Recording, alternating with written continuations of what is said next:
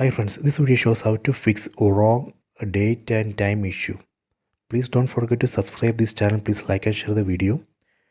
Go to settings, tap on the settings app icon. Go down, select general. Under general, select date and time.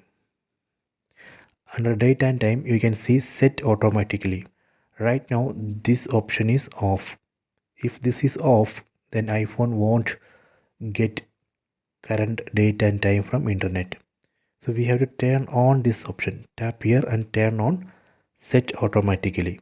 So once we turn on, iPhone will automatically fetch current date and time from internet, then set that date and time in iPhone.